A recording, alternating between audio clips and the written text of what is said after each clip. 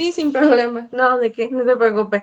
Ok, chicos, buenos días. Primero que nada, mi nombre es Zaira. El día de hoy me tocó exponer sobre mecanismos de señalización hormonal. Y antes de empezar con la ponencia, me gustaría saber, pues, qué información Se vienen está así con grabando el la llamada. tema, qué me pueden decir, qué es lo que saben, qué piensan que es el mecanismo de señalización hormonal o qué me pueden decir al respecto de.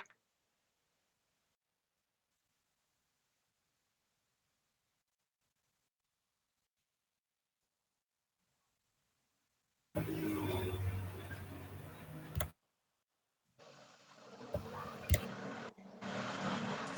Pues son como los que regulan todas esas rutas metabólicas para que funcionen, o sea, que dan la señal para que cada proceso se vaya llevando. Sí, un poco generalizada, pero sí es correcto tu definición. Ahorita vamos a especificar mejor para que les quede más claro qué es. Ok, en el temario vamos a empezar con los mecanismos de señalización, los receptores acoplados a la proteína G, vamos a ver sobre los canales de calcio, la autofosforilación, la fosfatasa guanil ciclasa, sobre las cascadas de amplificación de señal y el estudio de un caso de señalización de la insulina y el glucagón. Ok, primero que nada, ¿qué son los mecanismos de señalización? Proceso clave en los cuales nos van a permitir a las células recibir y responder estímulos externos mediante la interacción de moléculas específicas. Estas rutas de señalización bioquímica son fundamentales para funciones celulares regulares como el metabolismo, el crecimiento y la respuesta de estrés. Principalmente vamos a tener que los mecanismos de señalización es como ya había mencionado nuestra compañera. Son los procesos mediante los cuales vamos a marcar o vamos a poder especificar qué es lo que vamos a poder recibir. Es como si tuviéramos una llave, un candadito, bueno, no con un candado, sino las puertas de los salones de Cooks, ya ven que tienen huella digital. Los mecanismos de señalización es eso, permiten la entrada correcta de la llave, o sea, reconocen qué llave es la correcta para permitir la entrada o el paso, dependiendo del proceso o de lo que estemos realizando. Vamos a ver que principalmente vamos a poder observarlo en las células dianas, las cuales van a ser, no, primero que nada, aclarar que las células diana no es un tipo de célula en específico, porque recuerdo que algunos sí me habían comentado algo así al respecto anteriormente. Las células dianas no es un tipo de célula específica, es un nombre general para cualquier tipo de célula que va a tener receptores específicos para una señal o una molécula particular. Principalmente van a ser mensajeros químicos, los cuales van a viajar a través de la sangre y vamos a tener las células dianas, las cuales nos van a permitir desencadenar una respuesta. Principalmente las células dianas van a ser aquellas especificadas con cierto tipo de señalización. Principalmente tenemos una célula emisora, la cual va a ser la que va a liberar la molécula de señalización, la cual va a ser el ligando. Los ligandos pueden ser hormonas, neurotransmisores, factores de crecimiento o diferentes tipos de moléculas, los cuales vamos a utilizar para generar una señal entre las células. La célula que emite el ligando hacia el espacio extracelular se va a volver un objeto de transmitir información específica a las demás células que va a tener cerca o distantes. El ligando principalmente se va a unir al receptor de la otra célula, que vendría a ser la célula diana en este caso, y el ligando va a representar un mensaje químico que debe ser transmitido. Un ejemplo de este tipo de proceso podemos incluir como la insulina, el glucagón, la epinefrina, además de un sinnúmero de hormonas que son muy importantes al momento de regulaciones, no solamente hablando de bioquímica, sino también en un futuro verán de la importancia de las mismas en funciones fisiológicas.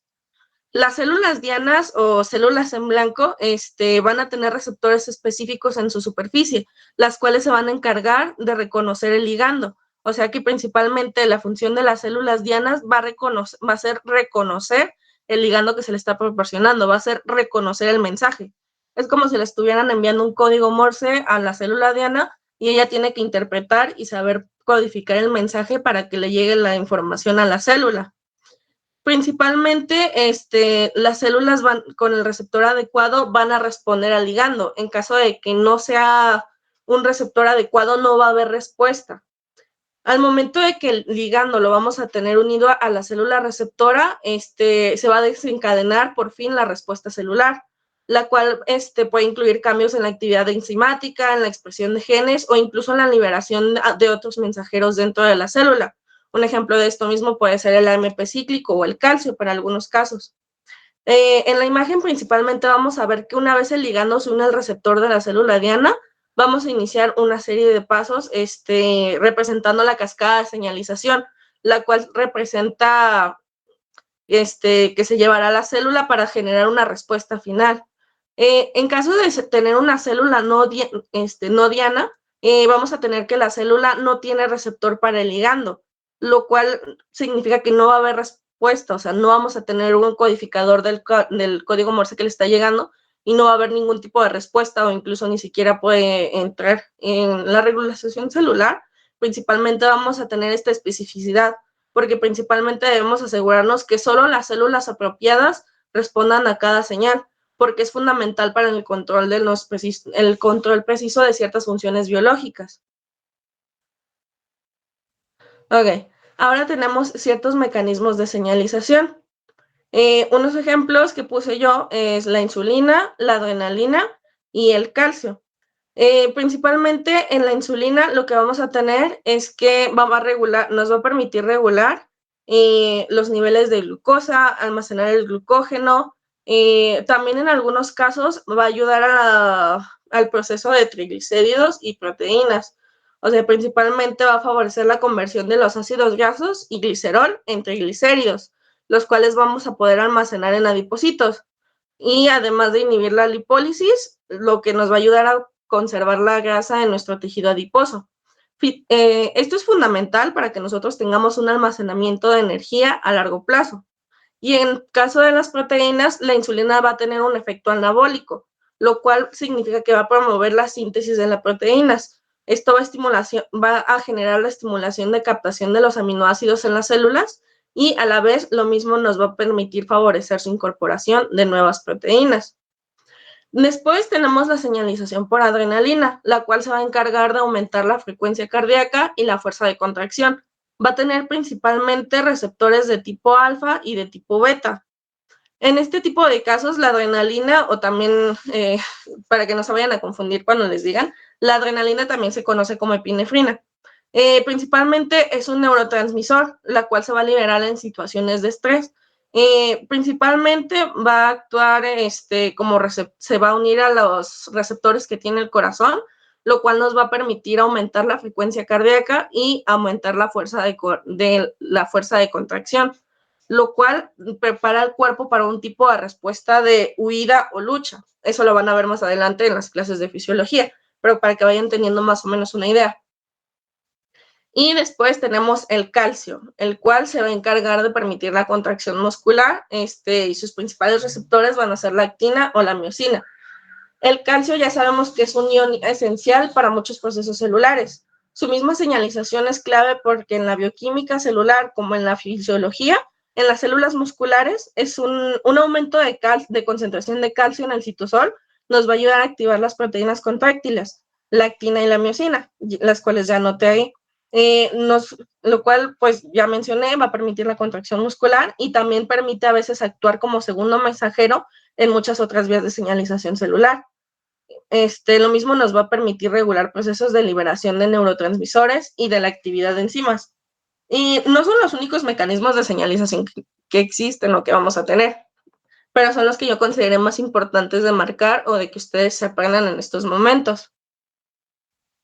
Y después tenemos los receptores de proteína G, la cual es una familia de proteínas transmembrana que se encuentra en la superficie de las células.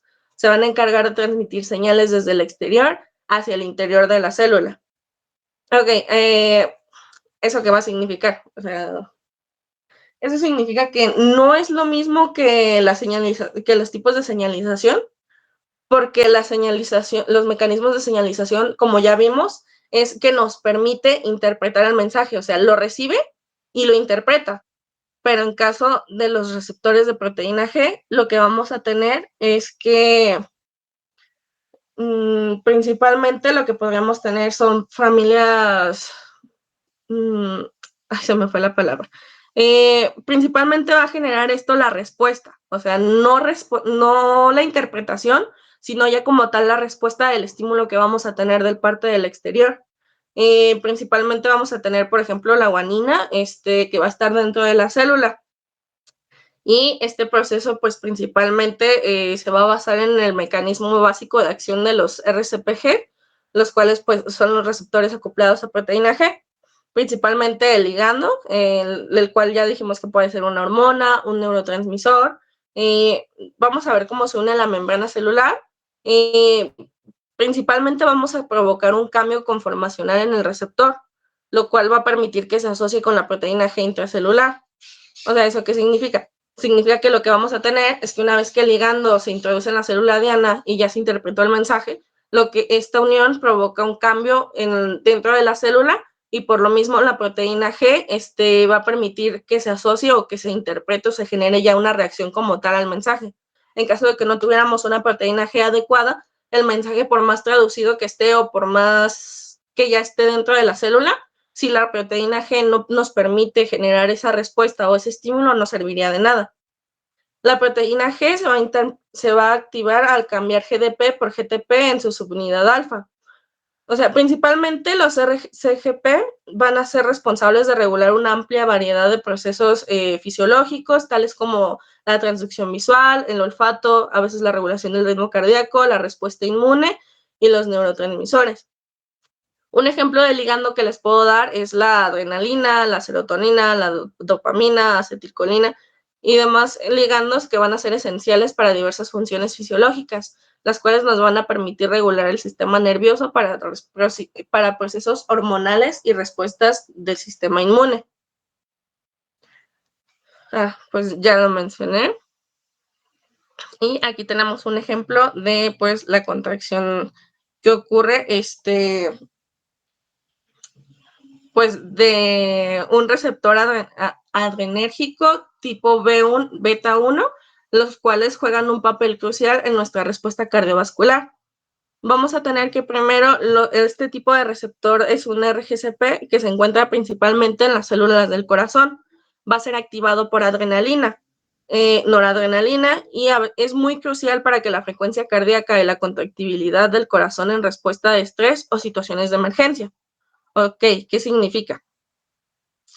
Significa que una vez que tenemos la adrenalina, cuando estamos, no sé, haciendo ejercicio o presentándonos en algún tipo de situación de estrés o de respuesta de huida o etcétera, lo que vamos a tener es que en el espacio extracelular se va a liberar adrenalina, pues, y a través de la sangre se va a unir al receptor adrenérgico beta 1 en las membranas de las células cardíacas, el cual está aquí en donde está el punto 1. Está alfa, beta y no recuerdo el nombre del otro, una disculpa. No, sí, alfa y beta, y ahí abajo está beta. Principalmente aquí tenemos la entrada, no tengo puntero, una disculpa. En el punto donde vamos a ver el NT entrando, lo que vamos a ver es la unión de la adrenalina con el B1 alfa, con el beta 1, lo cual va a provocar un cambio conformacional en el receptor y nos va a permitir activar la proteína G, la cual está en el punto 2 que dice canal activado por proteína G. Una vez que tenemos nuestro canal activado por proteína G, la subunidad alfa de la proteína G se va a intercambiar por GDP y GTP, los cuales van a permitir separar las subunidades de beta y alfa, los cuales una vez activados por la enzima adenilato ciclasa, nos va a permitir entrar en la membrana celular. Una vez que el adelinato ciclasa se convierte en ATP, el ATP en AMP cíclico, va a ser el que actúe como segundo mensajero dentro de la célula. Una vez que tenemos la activación por proteína quinasa A, la cual vamos a encontrar aquí en el punto 4, proteína quinasa A, la APK. Esta proteína va a ser la responsable de los diferentes eventos celulares, como la fosforilación de las proteínas claves. Principalmente en el corazón, la PK fosforilasa va a tener canales de calcio en las células musculares cardíacas. los cuales permiten un aumento en la entrada de calcio y lo mismo se va a encargar de permitir que al interior de las células el aumento de calcio intracelular va a favorecer la contracción del músculo cardíaco, lo cual nos va a permitir aumentar la fuerza de la contracción cardíaca. Principalmente tenemos que, pues así ya de manera resumida, el receptor adrenérgico beta 1 es un ejemplo clásico de receptor acoplado a proteína G, el cual en este caso va a estar involucrado en una respuesta cardiovascular al estrés, lo cual demuestra cómo la activación de este receptor por un ligando como la adrenalina nos desencadena diferentes tipos de señales intracelulares, los cuales se van a encargar de generar diferentes funciones en la célula y va a contribuir a una respuesta fisiológica rápida y activa. No van a ser el único tipo de respuestas, pero este fue un ejemplo que la verdad a mí me gustó mucho. Esta imagen la saqué del Boron, por si lo quieren leer, es en el capítulo de cardiología. Y la autofosforilación, vamos a seguir con ese tema. Y vamos a tener qué es. Y aquí dice que es un mecanismo clave para la regulación de muchas funciones celulares, pues es clave para el control preciso y dinámico de funciones celulares, permitiendo que las células respondan a cambios en su ambiente y regulen su comportamiento a través de modificaciones post-transicionales de proteínas. Ok, ¿eso qué significa? Significa que vamos a tener, o sea, ya tenemos que el proceso de los mecanismos de señalización va a ser el traductor. O sea, los procesos de señalización van a ser los traductores que nos van a permitir recibir el mensaje y tenerlo ahí. Los receptores de proteína G van a ser los que nos permitan interpretar ese mensaje y generar una respuesta. Pero, ¿qué pasa si tenemos un mensaje, tenemos una respuesta, pero no tenemos como quien los controle las respuestas que vamos a generar o los diferentes estímulos que vamos a tener? Para eso tenemos la autofosforilación, la cual se va a encargar de fosforilarse a sí misma, como ya viene en su nombre, fosforilación, y se va a añadir un grupo fosfato a sus grupos de residuos de aminoácidos. Puede ser serina, tronina o tirosina. Este proceso principalmente lo vamos a ver como regulación de muchas vías celulares. Principalmente yo la he visto, recuerdo que en las proteínas quinasas. Y las quinasas, no sé si ya lo saben, pero son enzimas los cuales nos van a permitir la transferencia de grupos fosfato de ATP a las proteínas. Algunas quinasas, llamadas de autofosforilación, en algunos casos pueden fosforilarse a sí mismas para activar o modificar la misma actividad que está sucediendo a su alrededor. En sus principales funciones vamos a tener que tienen activación o inactivación de proteínas. O sea, como ya mencioné, son las encargadas de nivelar qué es lo que van a permitir que se active durante las respuestas o no se active. La modificación de la actividad enzimática, pues todos sabemos que al añadir un grupo fosfato a un residuo de aminoácido, pues la autofosforilación lo que va a hacer es que va a cambiar por completo la estructura tridimensional de la proteína, lo cual a su vez esta misma modificación va a cambiar su actividad enzimática. En inicio de las cascadas de señalización, lo que principalmente vamos a ver es que van a ser como un tipo de mediador de receptores de tirosina quinasa y va a jugar un papel importante en la señal de sitios de unión para otras proteínas, lo cual a lo mismo va a activar un diferente de tipo de señales externas, lo cual puede ser desde el crecimiento, proliferación o inclusive la diferencia celular. La autofosforilación no solamente se encarga de modificar respuestas o procedimientos ante base de estímulos, sino también, o sea, modificar procesos que están ahí de manera automática, se podría decir, en el cuerpo humano. Lo de regular la interacción de proteína-proteína, al modificar los sitios de unión de las proteínas, lo que va a hacer es que va a afectar la capacidad para formar complejos con otras proteínas. ¿Y esto en qué nos va a afectar? Pues va a influir principalmente en que la organización de las redes moleculares en la célula y dentro de las proteínas va a cambiar la forma en que interactúan en sí. En el control del ciclo celular, la autofosforilación pues, es clave principalmente para la regulación del mismo ciclo celular, especialmente de las quinasas dependientes de ciclina. Estas quinasas van a requerir principalmente de la autofosforilación para su activación y también para controlar la progresión de las fases del ciclo celular, lo cual a su vez nos va a permitir asegurar una división celular adecuada. y eso significa que la autofosforilación también nos va a ayudar en los procesos de apoptosis. No sé si recuerdan qué es la apoptosis, alguien que me pueda decir. La muerte celular programada. Sí, es la muerte celular programada. ¿Y por qué es importante que tengamos una correcta apoptosis?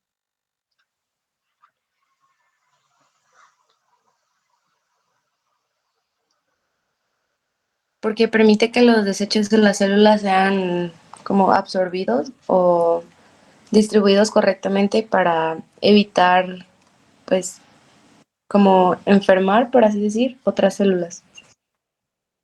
Sí, sí, principalmente cuando tenemos una célula, pues ya sabemos que tiene su vida, tiene su función, tiene su propósito, etcétera, etcétera. Pero una vez que esta misma termina o se acaban sus funciones, si no es eliminada correctamente, lo que puede desencadenar son diferentes tipos de patologías o incluso podemos llegar en algunos casos hasta un cáncer. Por lo cual la apoptosis es un proceso celular que es muy importante y debe de ser regulado apropiadamente. En estos casos también la autofosforilación nos va a permitir ayudar o regular. También menciona que se regula la homeostasis celular y a través de la autofosforilación lo que vamos a hacer es que los procesos metabólicos como la regulación de la glucosa o respuesta a diferentes tipos de señales hormonales va a tener un garantizado equilibrio frente a los estímulos externos. ¿Ok? ¿Eso qué significa? Pues ya mencionamos que este va a tener una función de regulador.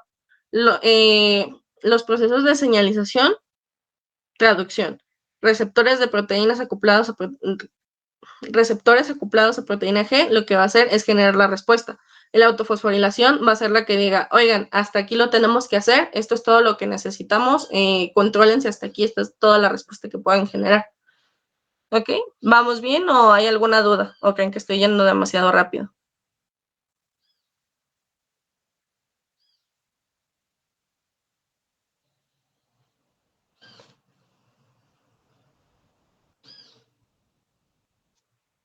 Ok, bueno. Ahora tenemos las fosfatasas guanilciclasas, las cuales, ¿qué es? Enzimas que participan en la regulación de diversas funciones celulares. Ok, se entiende, pero aquí lo que vamos a tener de las fosfatasas, a diferencia de la autofosforilación, es que las fosfatasas lo que van a hacer es quitar el grupo fosfato. Por lo mismo, las proteínas que se van a encargar de interactuar con las guanosines monofosfato ciclasa o CGMP, la cual es la molécula mensajera de señalización celular, lo que va a generar es que la desfosforilación va a activar o desactivar el guaninato ciclasa. O sea, ¿eso qué significa o para qué nos sirve? Principalmente para lo que nos sirve es como si lo vemos de una manera más, creo que con el ejemplo lo podemos entender mejor. La PDE5 o fosfodiesterasa 5 lo que hace es que vamos a tener que desfosforilar las proteínas para activar o desactivar los diferentes guanilatos ciclasas. Y estos va a afectar en los procesos de señalización. ¿Por qué? Porque son los que se encargan de controlar procesos de relajación muscular, vasodilatación, función cardíaca y regulación de la presión arterial. En este caso, aunque la PDE5 es una fosfata guanilciclasa, trabaja sobre CGMP, que es hidrolizarlo, regulando así su acción de la célula. Ok, ¿esto por qué nos va a ser relevante o por qué es importante?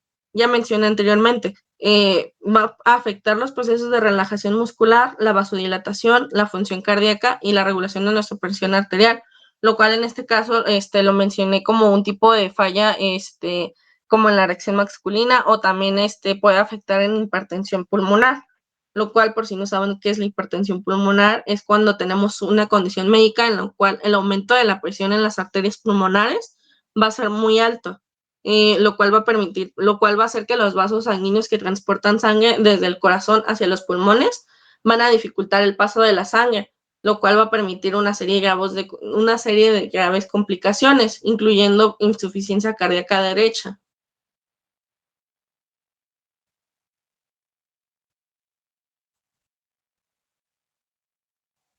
Ok. Ahora, las cascadas de amplificación de señal. ¿Qué van a hacer las cascadas de amplificación de señal? Principalmente son las reacciones que van a ocurrir cuando la célula va a estar ya estimulada, o sea, cuando ya tenemos nuestra célula estimulada y todo, ya una respuesta y todo. Si el estímulo que estuvo ahí no fue, ¿cómo decirlo? No fue lo suficientemente fuerte para generar cierto impacto, estas cascadas lo que van a hacer es que sintamos o notemos la presencia del mismo estímulo o del mismo impulso ya estando ahí mismo.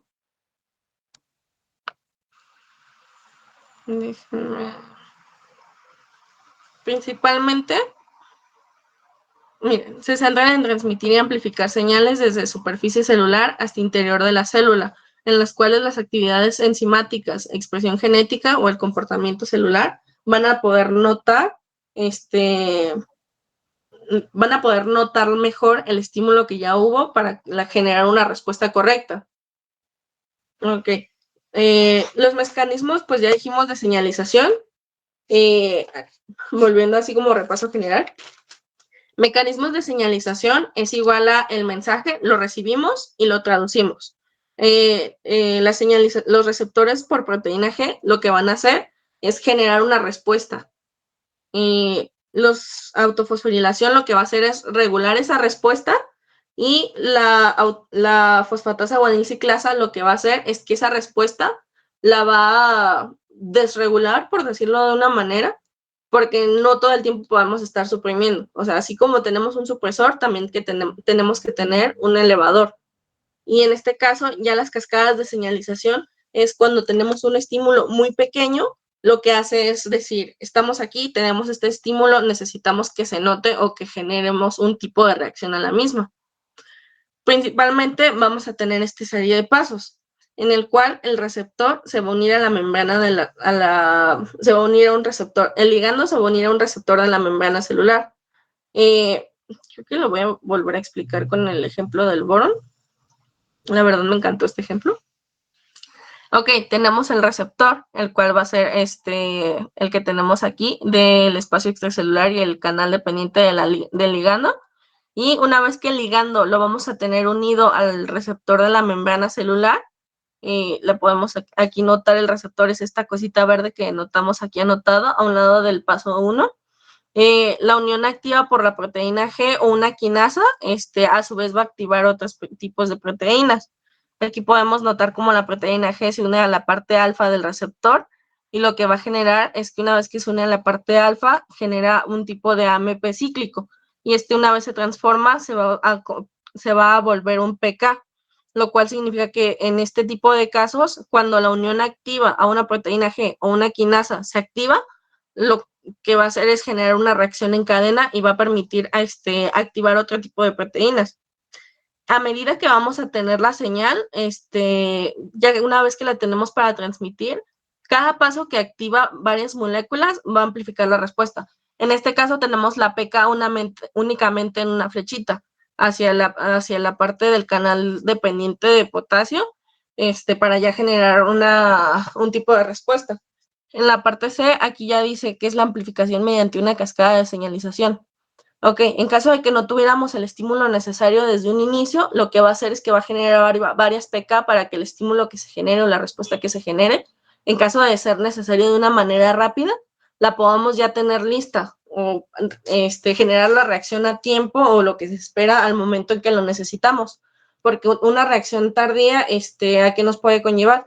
Nos puede conllevar a diferentes tipos de enfermedades o nos puede conllevar incluso a reacciones en que los patógenos, van a poder, por decirlo de alguna manera, adueñar o tomar más fácilmente el cuerpo sin ese tipo de regularización que se tiene ante las respuestas.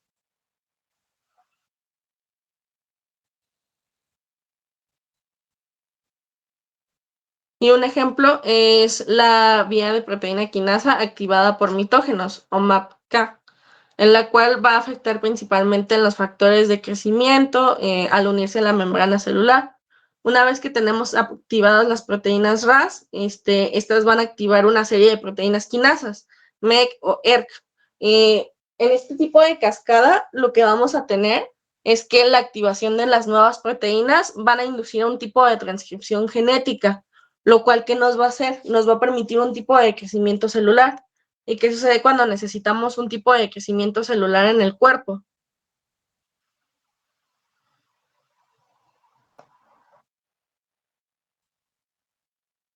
Ok, no se preocupen. Generalmente cuando el cuerpo necesita un tipo de crecimiento celular es porque hay procesos de inflamación o procesos infecciosos y lo que el cuerpo necesita es inflamar y producir más células, aumentar el tamaño de los torrentes sanguíneos para permitir el paso de sangre y que nuestros linfocitos tengan el canal libre para poder enfrentar correctamente a los patógenos.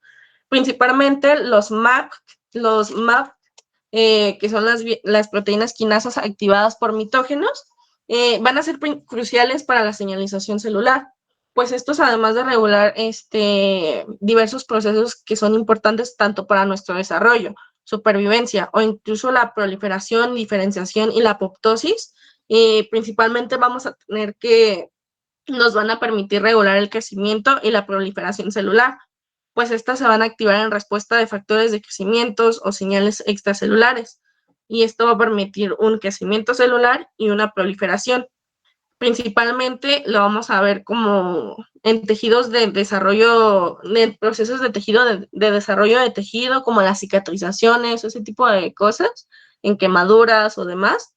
Y también los controles de diferenciación celular, pues nos permiten que durante el desarrollo de diferentes organismos multicelulares va a ser una vía esencial para que nuestros mismos procesos se tengan la diferenciación celular adecuada, lo cual nos va a permitir que adopten funciones específicas. Y esto es principalmente importante en el desarrollo embrionario o la regeneración tisular. También tenemos que en algunos casos lo que va a hacer es que nos va a permitir generar una respuesta al estrés celular.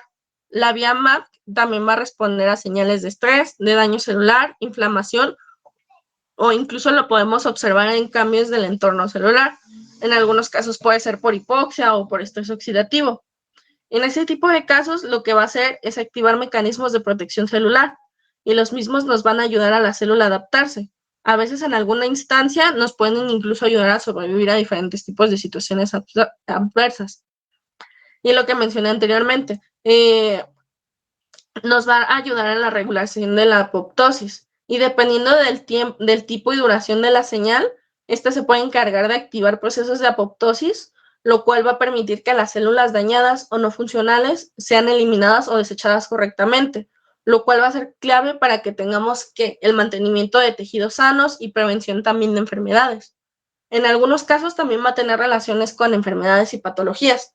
Como ya mencioné anteriormente, en caso de un cáncer, la liberación en la vía MAP puede conducir a una activación incontrolada de la proliferación celular, lo cual, ¿qué va a hacer? Va a permitir que las mutaciones de proteínas de clave en esta vía, como las RAS, que son muy comunes en distintos tipos de cáncer, lo que va a hacer es favorecer el tipo de desarrollo del cáncer independientemente del tipo, siempre y cuando tenga las RAS, las cuales pues es muy común que las encontremos en diferentes tipos de cáncer. O incluso las podemos encontrar en enfermedades neurodegenerativas y autoinmunes, porque principalmente estas anomalías de esta vía están relacionadas con patologías. En un ejemplo que les puedo dar es la enfermedad del Alzheimer en algunos tipos de trastornos inmunológicos.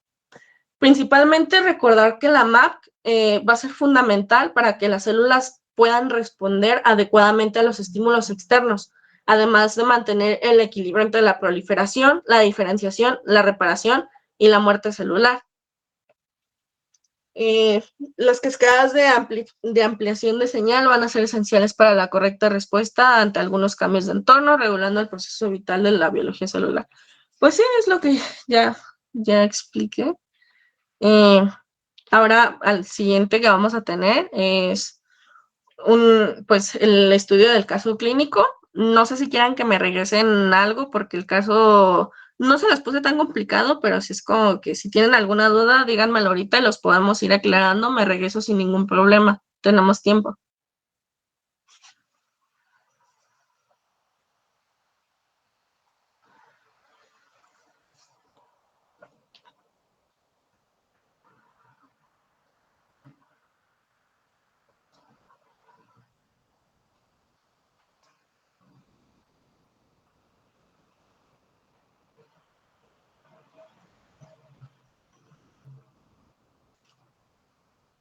¿Nadie tiene ninguna duda entonces? ¿Puedo continuar?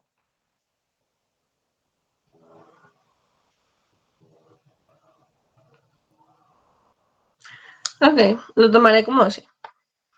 Ok, aquí les puse los valores normales que vamos a tener en estudios de sangre. ¿Alguien me recuerda cómo se llama el estudio que realizamos para tomar al momento de realizar una muestra de sangre?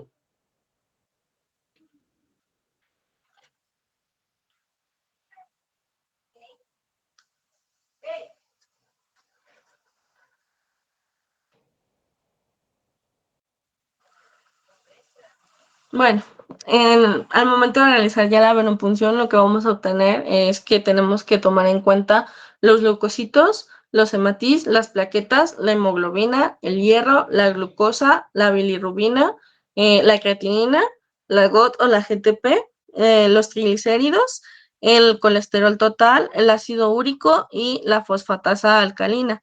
En este caso, principalmente nos vamos a centrar en la glucosa. Los valores normales de glucosa en sangre son de 70 a 110 miligramos de decilitro. En caso de tener valores altos, lo que vamos a tener es, pues, evidentemente, un caso de diabetes mellitus, algún tipo de enfermedad renal, o también se puede tomar como un factor para detectar el hipertiroidismo. En valores bajos, lo que podemos detectar es anemia ferropénica, no, perdón, me confundí. Dietas excesivas, enfermedades hepáticas o a veces exceso de insulina en diabéticos. El glucagón, como pueden observar, no se encuentra en este estudio de sangre, pues principalmente este tipo de estudio del glucagón, a pesar de que es importante, es algo importante en el cuerpo, no se tiende a tomar tanto en cuenta porque no genera, no es tan normal pedirlo por cuestiones de que su función de regulación tiende a ser normalmente indirecta. Normalmente la glucosa va a tener un impacto directo y rápido en la salud. El glucagón lo que va a hacer es actuar como una hormona reguladora en caso de que tengamos niveles bajos de glucosa. O sea, su función es de segundo plano, se podría decir, en caso de emergencias, y a veces su medición no tiende a ser tan crucial para el diagnóstico o control de condiciones como diabetes, y en ese tipo de casos generalmente lo que nos vamos a concentrar nosotros es directamente el control que tiene la glucosa ahora mismo. Principalmente por la complejidad de las pruebas, se suelen realizar pruebas ELISA o radioinmunoensayos, las cuales pues son técnicas de laboratorio muy especializadas, y estas son más complejas y costosas a comparación de los métodos rápidos y económicos para la glucosa, para medir la glucosa en sangre. O sea, es muy común que ya veamos pacientes diabéticos con su, ay, se me fue el nombre, con su glucómetro para estarse checando la glucosa y todo, pero no podemos pedirle a una persona que se esté checando diario el glucagón para la economía de nuestros pacientes. Siempre debemos de pensar en eso. Estamos tratando con pacientes, personas, y no podemos simplemente generar diagnósticos o decir, necesito esto, necesito aquello, sin considerar las condiciones del paciente. Aquí puse los niveles normales del glucagón, por si algún día los necesitan, que son de 50 a 150 pg sobre mililitros, y las condiciones para la medición precisa, lo que vamos a tener es que se recomienda un paciente en ayuno, al igual que en la toma de sangre, pues debemos de tener conscientes precisamente el cómo tiene la persona el azúcar antes de haber ingerido algo más en su dieta, para poder observar los procesos, y en algunos casos lo que vamos a hacer es que le vamos a tomar al paciente la glucosa antes de que haya, o sea, en periodo de ayuno, una vez que está desayunando y después de cierto tiempo de desayunar, para que podamos observar una línea de tiempo apropiada. La interpretación de los niveles anormales. Niveles altos indican condiciones de tipo diabetes tipo 2 mal controlada, tumores de células alfa, pancreatitis o glucagonoma, hipoglucemia reactiva o algunos tipos de problemas hepáticos.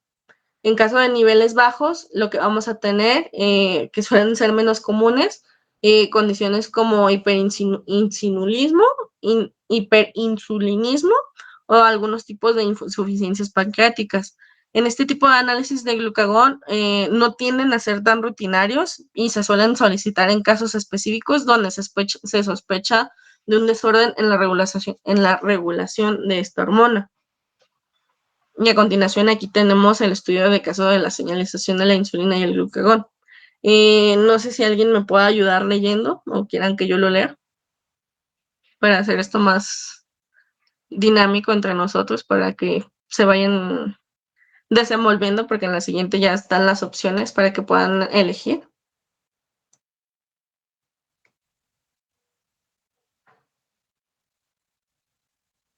Si quieres, te puedo ayudar a leerlo. Muchas gracias. Ok, María, una mujer de 55 años con antecedentes de diabetes tipo 2, desde hace 8 años acude a la consulta debido a síntomas de fatiga persistente, visión borrosa y heridas en los pies que tardan en sanar. En los últimos estudios de laboratorio, sus niveles de glucosa en ayunas se encuentran elevados en 180 miligramos sobre decilitro y su hemoglobina glucosilada es de 9%, lo cual indica un mal control glucémico. Ok, muchas gracias. Ok, ¿alguien me puede decir una interpretación en base a lo que ya vimos?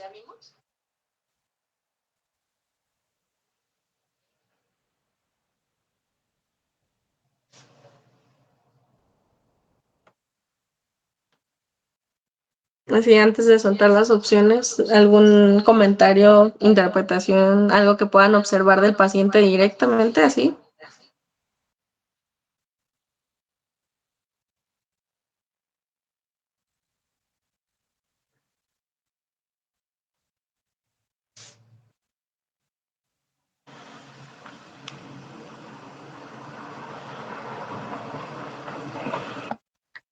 Bueno, pasemos a las opciones. Opción 1, ¿me puede ayudar alguien más a leer las opciones?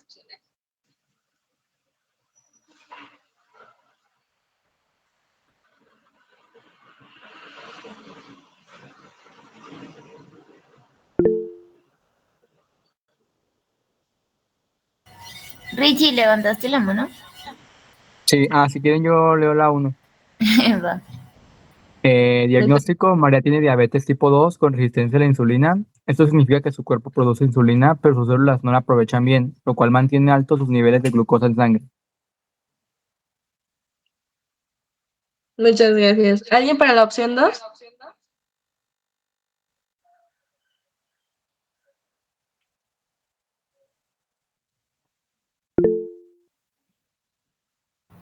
Pedro. Opción 2, diagnóstico: María tiene diabetes tipo 2 por falta de producción de insulina. Aquí el error está en que María sí produce insulina, pero sus células no la aprovechan bien. Tiene resistencia a la insulina. Ok. ¿Qué opción elegirían y por qué?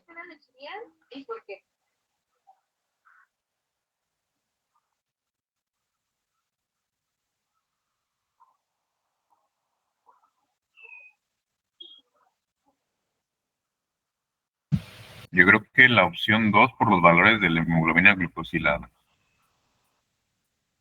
Ok, dices que la opción 2. ¿Alguien elige la opción 1?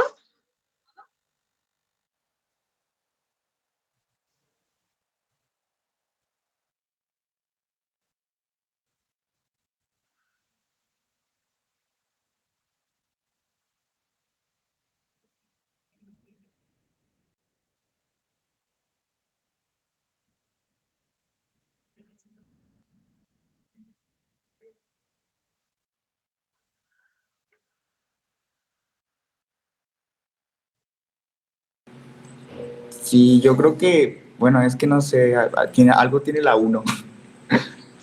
A ver, ¿qué dices que tiene la 1 que te convence así que te llama? Que dice...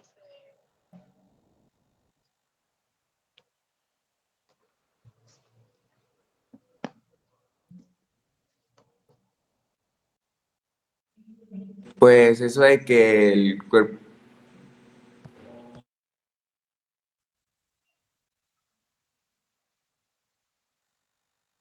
eso de que no la aprovecha bien la insulina. Ujú.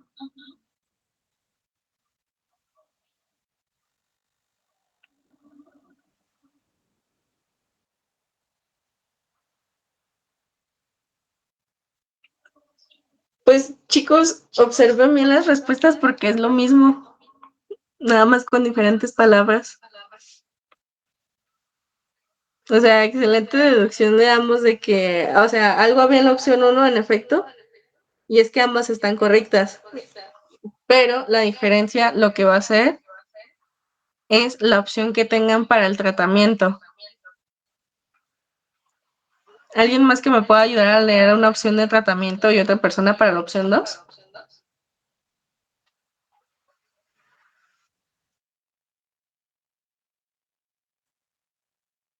A ver, te ayudo con la 1. Opción 1, uso de metformina, un medicamento que mejora la sensibilidad de las células a la insulina, ayudando a reducir los niveles de glucosa en sangre. Y 2, cambios en el estilo de vida, incluir una dieta con menos carbohidratos refinados o pan blanco y dulces y realizar ejercicio regular, lo que ayuda a mejorar el uso de la glucosa por las células del músculo. Muchas gracias, Ángel. ¿Alguien que me pueda ayudar con la opción 2?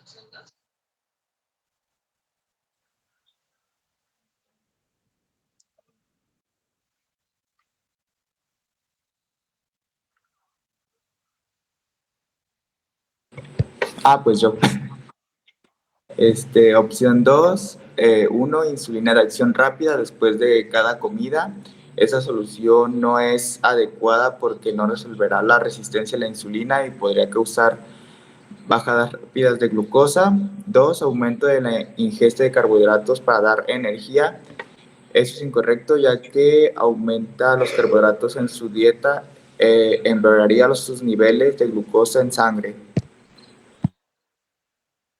Ok, entonces, ¿ya qué opción eligen? Pues la opción 1. Ok, ¿alguien me puede decir por qué empezamos los tratamientos pues de diabetes en pacientes primerizos con metformina y no con insulina?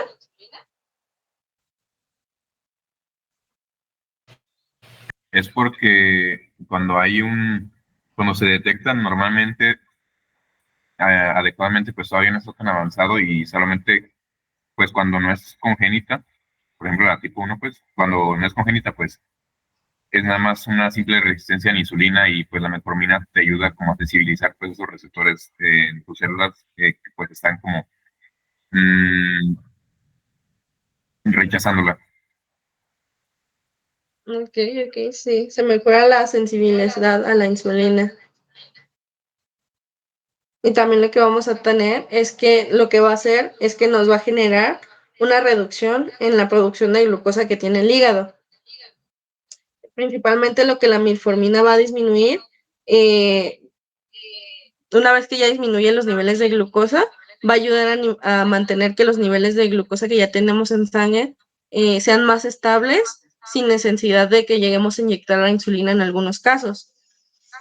Además de que tenemos menor riesgo de una hipoglucemia. No sé si alguien sepa qué es una hipoglucemia que me pueda apoyar. Sí, pues son niveles bajos de glucosa en sangre. ¿Y qué sucede cuando tenemos glucosa baja en sangre? Pues se deja de producir energía, lo que hace que no le llegue energía a todo el cuerpo. Correcto, muy bien. Y además de todo esto, lo que vamos a tener es que también es un tratamiento que tiene fácil administración, pues se tiende a tomar en pastilla y es más cómodo para el paciente a comparación de las inyecciones de insulina. Lo que debemos recordar también al momento de dar un diagnóstico o un procedimiento es pensar en las comodidades del paciente, si todavía las podemos tomar en cuenta como un factor. En caso de que tengamos un paciente que apenas está empezando, lo mejor es exacto la metformina, y también además de que los costos y la accesibilidad pues tiende a ser mayor, pues la metformina es un medicamento muy económico y que es muy accesible para la mayoría de los pacientes, en comparación de la insulina, que las bombas de insulina, las inyecciones y demás tratamientos, tienden a ser más caros y menos accesibles para gran parte de la población o en este caso de nuestros pacientes. y además de que se ha demostrado que la metformina tiene cierto tipo de beneficios adicionales. ¿Por qué? Porque nos permite una protección cardiovascular y ayuda a mantener el peso corporal. No sé si varios pacientes o han tenido la oportunidad de convivir con pacientes diabéticos que les han dicho, cuando empecé a tomar metformina empecé a bajar mucho de peso.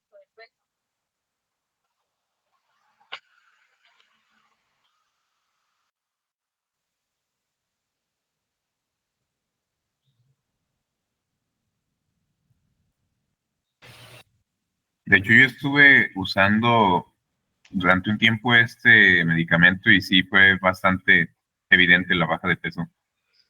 Sí, ¿y sabes por qué o investigaste algo al respecto?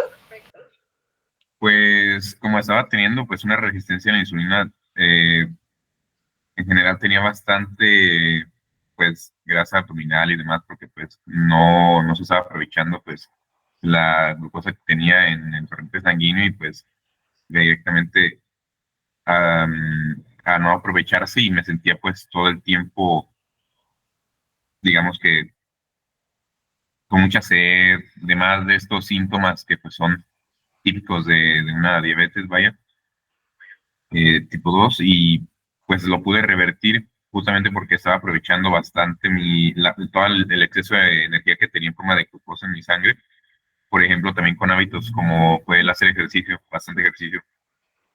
Sí, principalmente lo que vamos a tener actualmente en base a nuevos estudios es que los ejercicios, si nuestro paciente tiene una vida muy sedentaria, se le recomienda hacer ejercicios como básicos para que empiece con la pérdida de peso, pero una vez que veamos que nuestro paciente ya tiene ciertas mejorías, lo que se aconseja mejor es el uso de ejercicios de fuerza.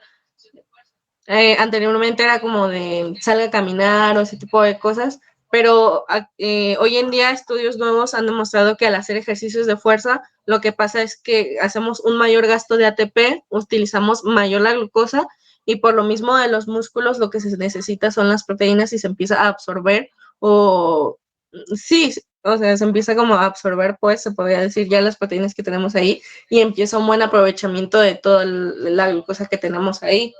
Además de que ayuda a prevenir diferentes patologías como el hígado graso, que es algo muy común aquí en México. Y también, a diferencia de otros tratamientos como insulina o algunos tipos de hipoglucemiantes, lo que va a hacer la metformina es que no va a aumentar el apetito, va a generar una menor estimulación de apetito y va a hacer que los pacientes no sientan la necesidad de comer más de lo necesario, lo cual también nos ayuda a que el paciente mantenga su peso o al mismo tiempo baje el mismo.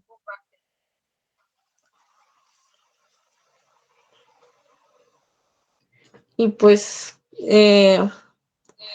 esto sería todo de mi parte. Muchas gracias por su atención. Yo también agregué una frasecita, pero la mía fue al final. Y es que tienes los mismos componentes de una estrella. Brilla con tu conocimiento. La verdad pude notar a varios participando, levantando la mano y demás. Y créanme que muchas gracias por este tipo de interacciones.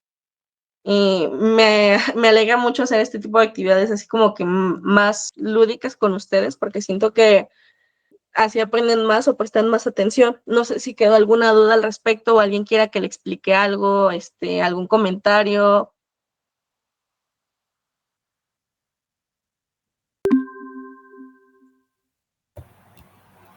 Ay, muchas gracias, Zaira. Sí, la verdad es que sí, los residuos y eso haga que pues ya se pierde esta sensibilidad. Entonces, pues es como un todo, o sea, son varios factores los que hacen que el receptor empiece a perder sensibilidad a la insulina. También hay glicosilaciones, o sea, la glucosa es muy reactiva, entonces al estar en grandes cantidades fuera de la célula, se empieza a unir a diferentes estructuras celulares, se une a la hemoglobina, que es ahí es donde vemos pues el parámetro bioquímico de la hemoglobina glucosilada, porque la glucosa se empieza a unir a muchas estructuras tanto y células, o sea, por ejemplo, es la hemoglobina, a receptores en la célula, entonces empieza a hacer que todo pues empiece a fallar. Creo que esto también complementa, ¿no? ¿Sí, Ángel? Sí, ya más específico me di cuenta. Gracias. Va. Ok, a ti. Y bueno, pues el reto con estos pacientes, pues sí, o sea, es que el estilo de vida y cambio de estilo de vida es básico. O sea, si lo vemos como en una pirámide, pues la mitad de la pirámide sería el cambio en el estilo de vida o hasta 2/3 de la pirámide, y el otro que nos quede va a ser pues de los tratamientos farmacológicos con los que se les pueda ayudar, pero no hay nada que pueda sustituir ni el efecto que hace el ejercicio, y como bien nos dijo Zaira, está ya muy comprobado que lo que más va a impactar tanto para estos pacientes con diabetes como ya los que tengan enfermedades cardiovasculares, que también eso va mucho de la mano, son los ejercicios de fuerza. Que el paciente se ponga a hacer ejercicios de fuerza. Digo, claro, ustedes ahí van a tener que contemplar muchas cosas, porque pues no lo van a poner a brincar, no lo van a poner a hacer actividades que sean como de mucho impacto tanto para articulaciones, así, porque pues tienen sobrepeso. Entonces la mayoría, ¿no? Tienen sobrepeso o algún grado de obesidad. Y bueno, y es que esos serían más ejercicios aeróbicos. Entonces es más ponerles a hacer ejercicios de fuerza, que empiecen a trabajar con pesitas, las que vayan pudiendo. O sea, tampoco le van a poner de que se ponga a levantar un montón de kilos, sino que progresivo, ¿no? Y pues sí, les digo, entonces el cambio del estilo de vida es súper importante, y ahí va a estar el mayor reto, porque pues imagínense, son personas que están ya acostumbradas probablemente desde niños a una mala alimentación, a no hacer actividad física, porque también es lo que les digo, no, en la población no lo vemos como una prioridad. O sea, realmente no vemos como una prioridad ni dormir bien, ni comer saludable, ni hacer ejercicio. O sea, eso lo dejamos por si tengo tiempo, por si tengo oportunidad, por si me queda un poco de ganas en el día. O sea, y no, eso debería ser algo súper prioritario, y que a lo mejor, yo sé, a veces en la vida se nos pone complicado organizarnos de tal forma que podamos hacer todo, pero sé que podemos hacer un mejor trabajo, lo podemos intentar, y más porque somos personas que promocionamos la salud. Entonces tenemos que empezar por nosotros mismos, por vivir lo que eso significa, para poder transmitirlo a las demás personas y poder transmitirlo en algún momento pues a los pacientes que van a tener. Y pues ya, no sé si tengan alguna otra duda, comentario.